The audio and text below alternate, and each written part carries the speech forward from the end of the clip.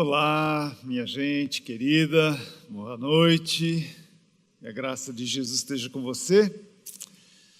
Gente, hoje é, de fato, a última pregação da série A Essência do Amor e de toda essa série do ano, por causa do amor. E vai deixar saudades. Nós fomos esticados de todos os lados com o grande desafio de amar. Começando naturalmente com sentir e experimentar o amor. Porque o amor, na verdade, é o tema central da Bíblia e da vida. Deus é amor. Nós somos resultado do amor de Deus. E Ele nos ensina a amá-lo acima de todas as coisas e nos ensina a nos amar uns aos outros. E nós passamos esse ano todo, esse é um tema que ao mesmo tempo é delicioso e um grande desafio. Ele é inesgotável. A gente pode falar sobre amor não só este ano, mas todos os anos da nossa vida. E eu quero dizer para você que nós estamos encerrando a série, mas não estamos encerrando o amor na nossa vida. Eu espero que você tenha aprendido muito e que você continue amando cada vez mais e mais e mais. E se você, porventura, está passando por essas experiências difíceis, as quais o Felipe mencionou aqui,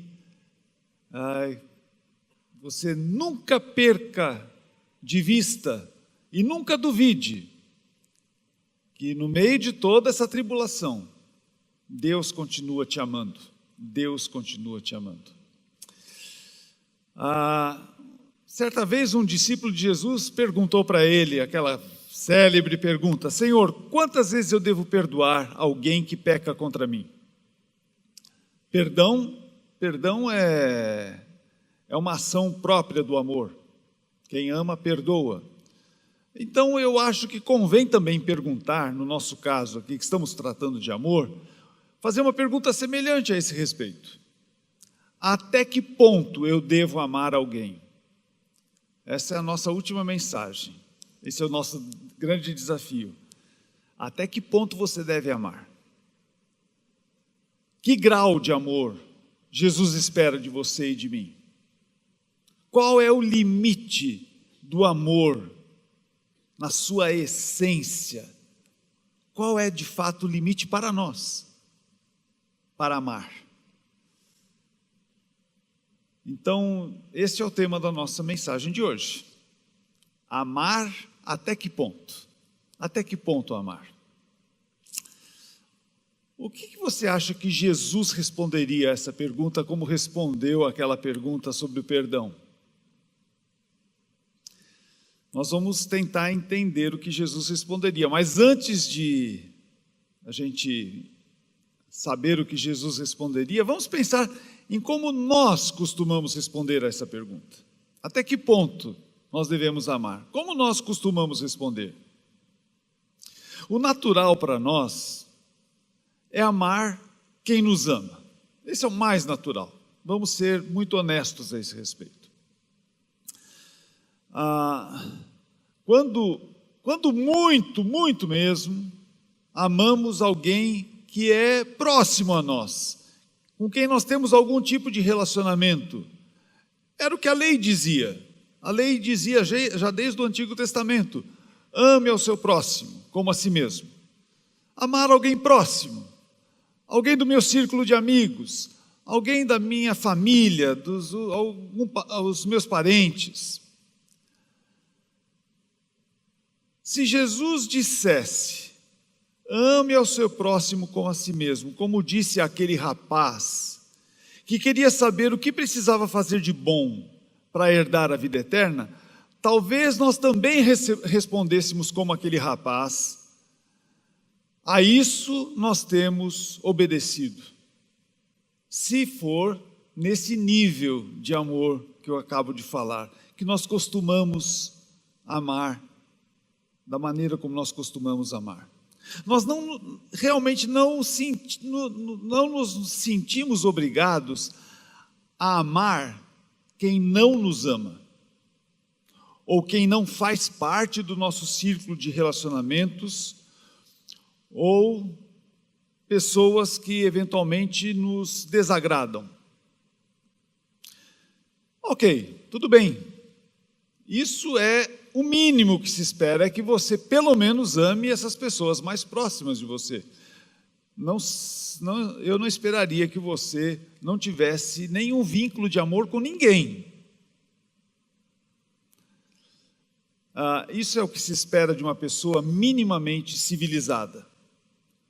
Só que também, esse tipo de atitude, muito embora seja boa, está muito longe de ser realmente amor, no sentido literal da palavra. Isso pode ser qualquer coisa, pode ser camaradagem, pode ser amizade, pode ser coleguismo, pode ser civilidade, qualquer coisa assim. Mas não exatamente amor, como Deus pensa amor, como Jesus pensa amor. O amor vai muito além disso. Estava vendo um pouquinho o significado dessa palavra na sua origem, e eu descobri alguma coisa interessante. A origem da palavra amor é sopro. Algo muito semelhante ao que Deus fez àquela estátua de barro, rija, inerte, fria, que Ele moldou lá no Jardim do Éden. Ao soprar em suas narinas, Ele transferiu a sua própria vida, fazendo aquele monte de barro se tornar uma criatura vivente. Amar é isso. Amar é comunicar a sua própria vida a alguém, mesmo que esta pessoa não tenha como retribuir a você. É você transmitir a sua vida a esta pessoa. Isso inclui pessoas que não conseguem agregar valor a você, a sua vida. Ou porque são mais pobres do que você, ou são menos cultas do que você. Isso pode incluir pessoas que o tratam com indiferença, com desprezo, desprezos mórbidos que tornam aquela pessoa até um ser ambulante morto. Isso inclui alguém que possui uma alma morta, contaminada pelo ódio, pela inveja, pelo egoísmo. Isso inclui pessoas assim. E você olha para essa pessoa compadecido por ela, por vê-la nessa situação, e vê ali uma oportunidade de transmitir-lhe vida. Fazê-la viver é mais importante do que deixar-se contaminar pelos mesmos venenos mortais que a estão matando.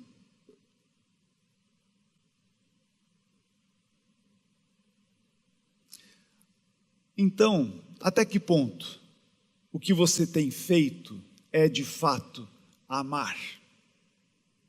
Até que ponto você tem amado?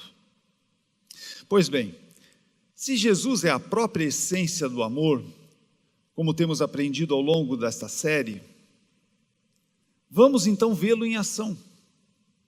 É a nossa última oportunidade nesse ano de ver Jesus amando de verdade, como homem, como ser humano.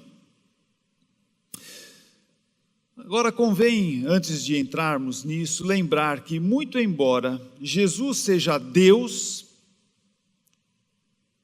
Ele tornou-se homem para demonstrar-nos que amar como Ele amou também está ao nosso alcance. Amar como Jesus amou também está ao nosso alcance, porque Ele o fez como homem, desde que usemos os mesmos recursos que Ele usou como homem para amar. É possível. Eu quero afirmar nessa noite para você, sim, é possível amar toda e qualquer pessoa como Jesus amou. Como Deus, Jesus sabia tudo o que lhe aconteceria, mas ele enfrentou todas essas coisas como homem. Ele se esvaziou da sua divindade, assumiu a forma de homem e enfrentou tudo o que tinha que enfrentar como homem, e como homem amou. Nós vamos encontrá-lo nesta noite num dos momentos mais dramáticos da sua trajetória no mundo. Ele está prestes a ser preso de uma forma traiçoeira,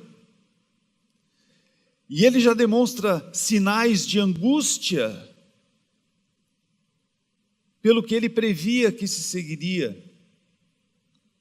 E eu quero então convidá-lo agora a acompanhar essa narrativa feita por João no seu Evangelho, no capítulo 13. Você pode abrir a sua Bíblia ou acompanhar na tela. Versículo 1 de João 13. Antes da festa da Páscoa, Jesus sabia que havia chegado a sua hora de deixar este mundo e voltar para o Pai. Ele tinha amado os seus discípulos durante o seu ministério na terra e os amou até o fim. Estava na hora do jantar e o diabo já havia instigado Judas, filho de Simão Iscariotes, a trair Jesus. Jesus sabia que o Pai lhe dera autoridade sobre todas as coisas e que viera de Deus e que voltaria para Deus. Ele sabia de tudo isso. Assim ele levantou-se da mesa, tirou a capa, enrolou uma toalha na cintura, depois derramou água numa bacia e começou a lavar os pés dos seus discípulos, um a um, enxugando-os com a toalha que estava em sua cintura. Depois de ter feito isso e ter dado uma de suas principais lições aos seus discípulos, João fala dos seus sentimentos naqueles momentos em que ele estava vivendo. Eu quero pular agora para o versículo 21. Então Jesus sentiu profunda angústia, esse era o sentimento de Jesus naquela hora. E ele exclamou: eu lhes digo a verdade, um de vocês vai me trair. Um de vocês vai me trair. Versículo 25. Um dos discípulos lhe perguntou: Senhor, quem é? Sou eu? Quem é? E Jesus respondeu: é aquele a quem eu der o pedaço de pão que molhei na tigela. E depois de molhar o pedaço de pão, deu a Judas, filho de Simão Iscariotes. Quando Judas comeu o pão, Satanás entrou nele. Então Jesus lhe disse: o que você vai fazer, faça logo. E Judas saiu depressa e era noite. Percebam a angústia de Jesus aqui neste momento, sabendo quem era o traidor e o que aconteceria com ele em seguida. Então, neste momento, eu quero voltar à nossa pergunta original: até que ponto eu devo amar alguém? Até que ponto Jesus amou? Enquanto eu preparava essa mensagem, fuçando um pouquinho no Facebook, todos nós fazemos isso eventualmente, e ali apareceu um palestrante desses que aparecem sempre no Facebook, um psicólogo, e mesmo ele sendo muito convincente, eu estava quase concordando com ele em tudo, mas eu não pude concordar com tudo que ele dizia, apesar de ser convincente, à luz do que eu já estava estudando a respeito de Jesus. Esse psicólogo dizia que o amor é um sentimento complexo, é mesmo, e que nós só amamos de fato nós só amamos de fato quem merece o nosso respeito e a nossa admiração. Ele estava contando a experiência dele com a mãe dele. Talvez você já tenha ouvido essa palestra, porque todo mundo ouve todas essas coisas aí. Quem é objeto do nosso respeito e da nossa admiração. é isso que realmente acontece na nossa relação com Deus, porque primeiro nós aprendemos a temer a Deus e Ele ganha o nosso respeito. Também aprendemos a admirá-lo por tudo que Ele faz para nós. Isso funciona muito bem com Deus. Mas Jesus, Ele nos força a ir muito mais adiante, a amar quem não merece o nosso respeito e não é objeto da nossa admiração. É para este patamar que Jesus quer nos levar. Se Ele, Jesus, é o nosso modelo de homem perfeito, nós devemos então perguntar: até que ponto Jesus amou? É isso que eu gostaria que nós descobríssemos hoje. O texto diz que Jesus amou como? Até quanto? Até o fim. Jesus amou até o fim. Jesus amou os seus discípulos até o fim. Isso é, Ele foi até o limite possível. Não só amou os seus discípulos, mas amou todas as pessoas até o fim. Ele atingiu o alvo estabelecido por Deus. Ele amou o mundo, porque Deus amou o mundo de tal maneira que deu o seu Filho. É Deus amando o mundo e o Filho amando o mundo com Deus. Ele foi ao extremo, amou os amigos e amou os inimigos. Aquele grupo de 12 homens com quem ele estava jantando pode ser visto muito bem como uma representação de todos os tipos de pessoas que passam pela nossa vida e que devem ser, todas elas, amadas por nós. Há pessoas amáveis e queridas como João, que deitou a sua cabeça no peito de Jesus naquele jantar. Há pessoas muito íntegras como Natanael, boas influências como Filipe, piedosos como André, mas há também aqueles inconstantes como Pedro, ou aqueles temperamentais como Tiago, ou aqueles céticos como Tomé, ou aqueles contaminados por uma ideologia como Simão, o Zelote, ou aqueles avarentos como o publicano Mateus, ou aqueles sem maiores predicados, porque eu não consegui encontrá-los, como Bartolomeu e Tadeu. Às vezes pessoas assim que a gente não consegue nem definir muito bem, eles são X.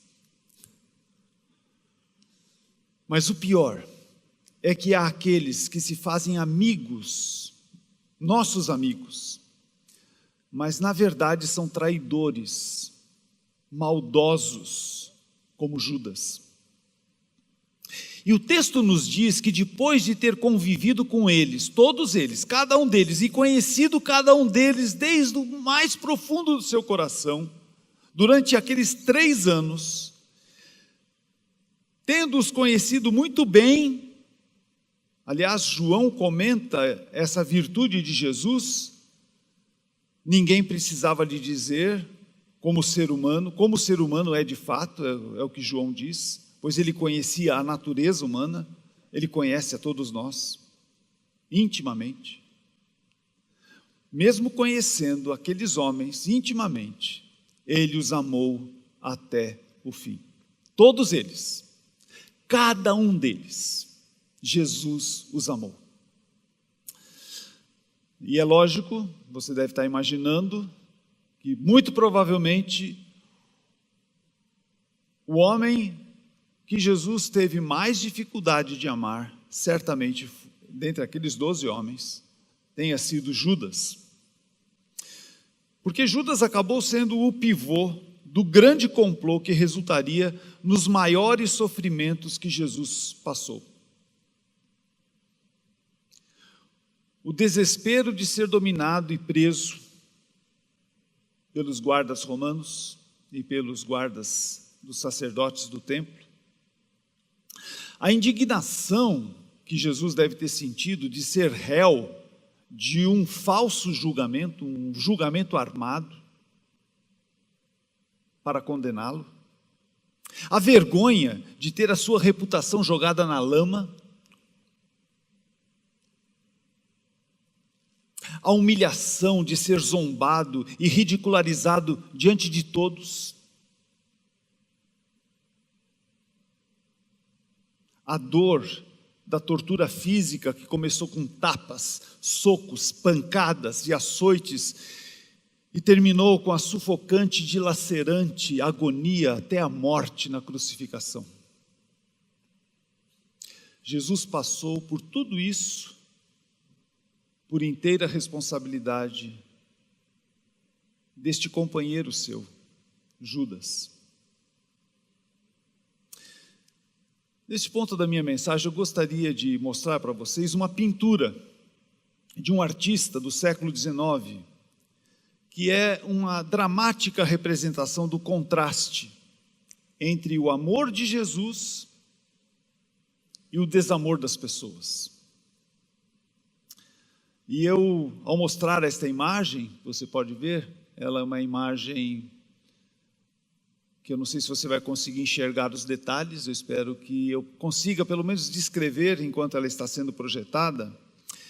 Eu vou descrevê-la usando uma interpretação deste quadro, escrita por um padre chamado Higgins.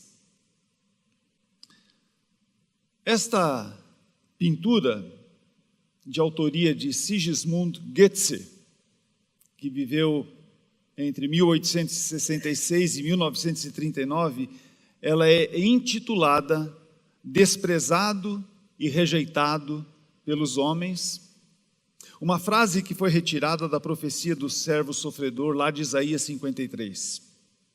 Goetze é classificado como um pintor vitoriano inglês. Ele era um anglicano, um cristão anglicano devoto, e nesta cena em particular, ele sobrepõe a sociedade inglesa da sua época ao Cristo sofredor. Na pintura que vocês estão vendo, Cristo está amarrado a um pilar prestes a ser açoitado. Mas o pilar é um altar de um antigo santuário pagão, e as pessoas que se deslocam estão em um templo grego. Se você pode associar, você vai lembrar que nos Atos dos Apóstolos, no capítulo 17, o apóstolo Paulo está pregando o evangelho ao povo de Atenas, lembram? Ali ele faz uma referência a um altar dedicado ao Deus desconhecido.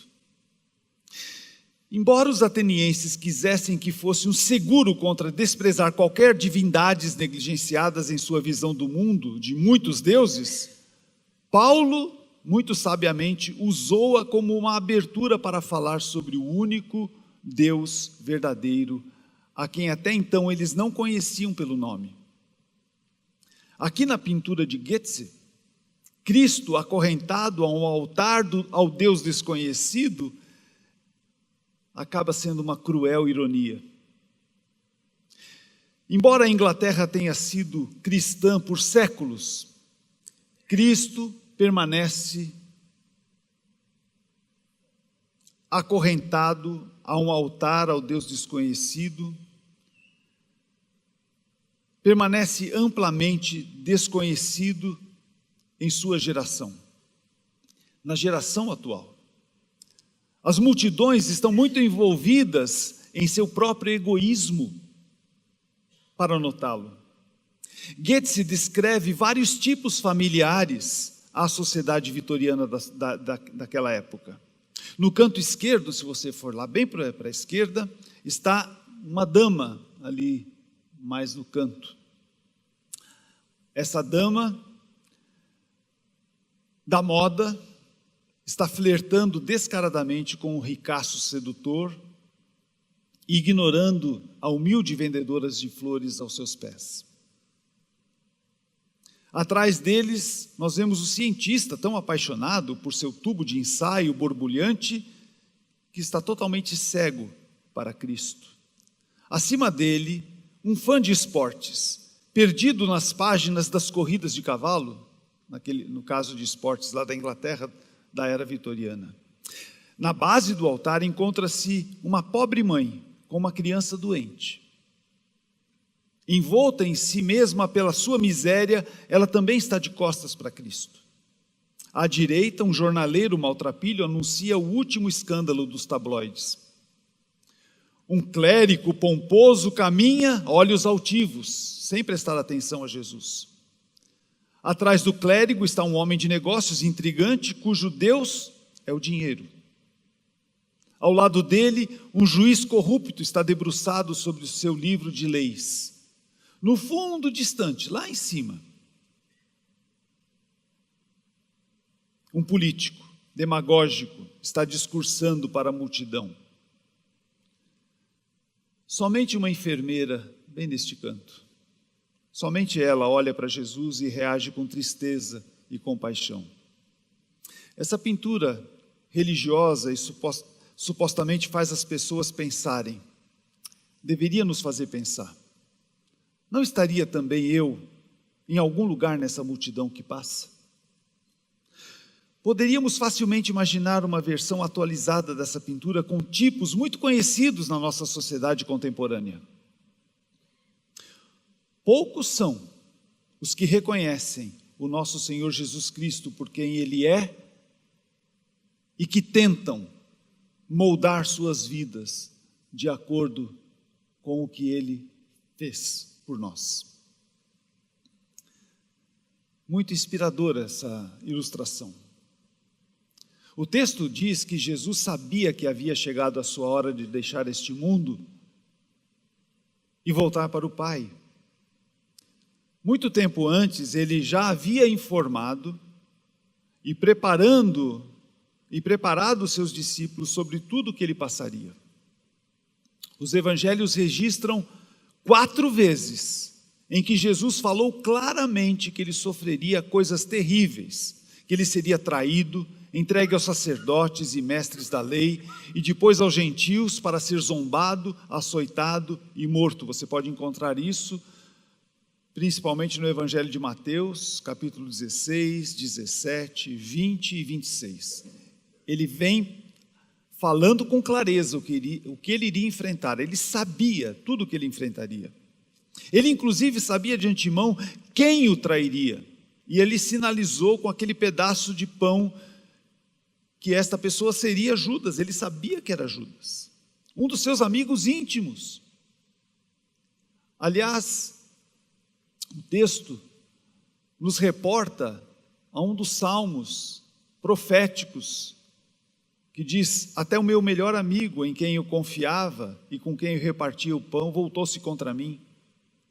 Uma profecia a respeito da traição de um dos seus amigos, de Jesus.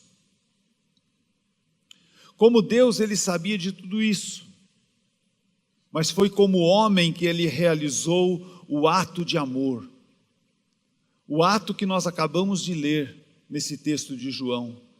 Serviu a cada um deles. Jesus pegou uma bacia com água e uma toalha e lavou os pés destes homens, dos bons homens e dos maus homens. Jesus pegou essa bacia e lavou os pés do inconstante Pedro, do temperamental Tiago, do cético Tomé, do extremista Simão, do avarento Mateus e do principal de todos, do traidor Judas. O texto nos diz que não havia bons sentimentos no coração de Jesus naquela ocasião. O texto nos diz que ele sentiu uma profunda angústia ao referir-se a Judas. Mas, como nós temos afirmado algumas vezes deste púlpito, amar não é resultado de bons sentimentos. Amar é agir como verdadeiros filhos de Deus. Deus nem sempre teve bons sentimentos a nosso respeito, mas Deus ama todos. Ele ama quando dá a luz do sol tanto a maus como a bons, e quando Ele faz chover tanto sobre justos como injustos. E como filhos de Deus que somos desafiados a ser perfeitos no amor como Ele o é. E isso não tem absolutamente nada a ver com o que sentimos pelas pessoas. Absolutamente nada a ver com o que nós sentimos a respeito delas. Mas como nós decidimos agir para com elas. Amar como Jesus amou é servir com atos de bondade a todos indistintamente, inclusive aqueles que nos tratam mal.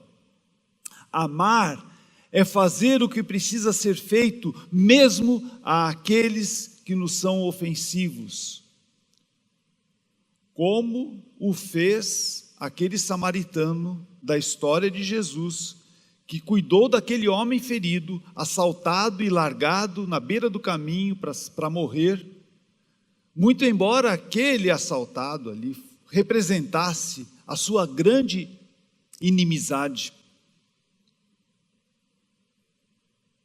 Amar é servir com atos de bondade a todos, inclusive aqueles que nos tratam mal.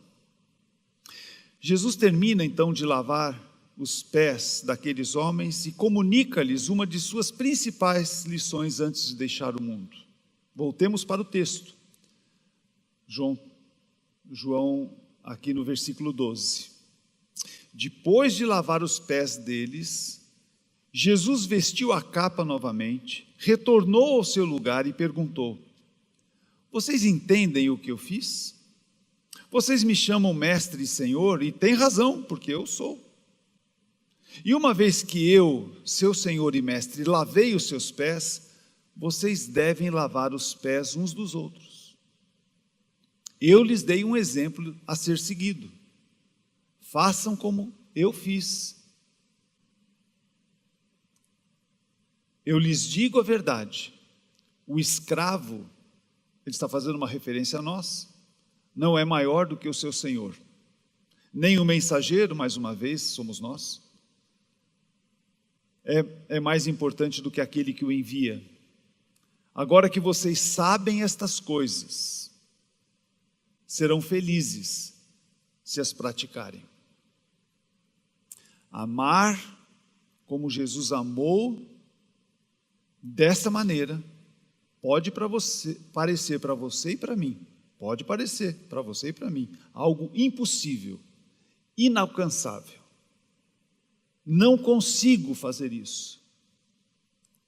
Eu quero dizer para vocês com toda sinceridade, eu, por mim mesmo, não consigo. Sendo muito franco com vocês, eu, por mim mesmo, não consigo. Há pessoas que eu tenho muita dificuldade de até estar perto, de conviver. Estou sendo muito franco, humano. Somos assim. Mas Jesus mesmo assim insiste conosco. Façam como eu fiz a vocês. Façam como eu fiz a vocês. Jesus não pediria algo impossível de ser feito.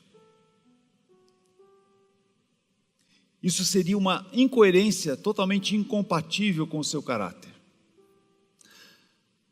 As Escrituras nos prometem, se existem coisas impossíveis para nós, nós podemos ter a certeza de que nada é impossível para Deus. E se sua vida está nas mãos de Deus, se é Deus quem habita em você, nada é impossível. Nada é impossível. É possível amar. Amar até o fim, como Jesus amou.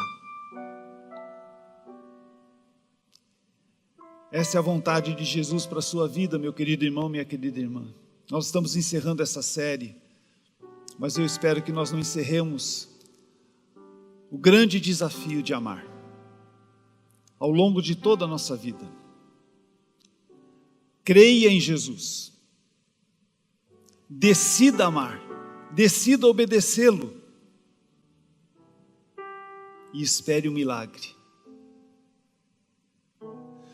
porque aquilo que você não é capaz de fazer, Deus fará. E o que Ele faz é um milagre. Decida amar. Obedeça a Jesus. Ame. Dê este passo de fé. E espere por um milagre. Um milagre que vai acontecer na vida daquela pessoa. E talvez o maior milagre será o que vai acontecer em você, no seu coração. E espere o milagre. E de quebra, Jesus garante àqueles que decidem seguir as suas instruções: serão felizes se as praticarem. Serão felizes se as praticarem. Você quer ser feliz? Essa palavra é muito mais do que um sentimento.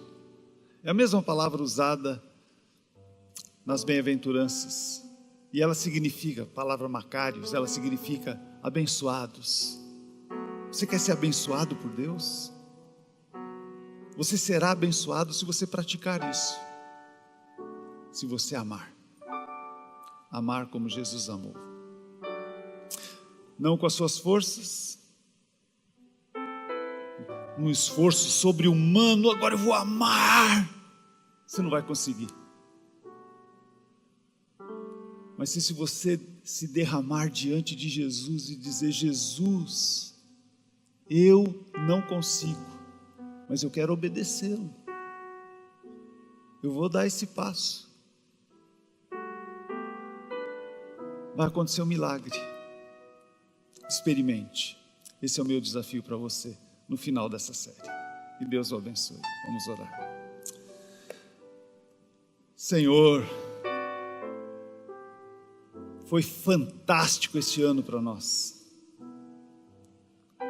Quantas coisas nós tivemos, fomos confrontados com tantas situações.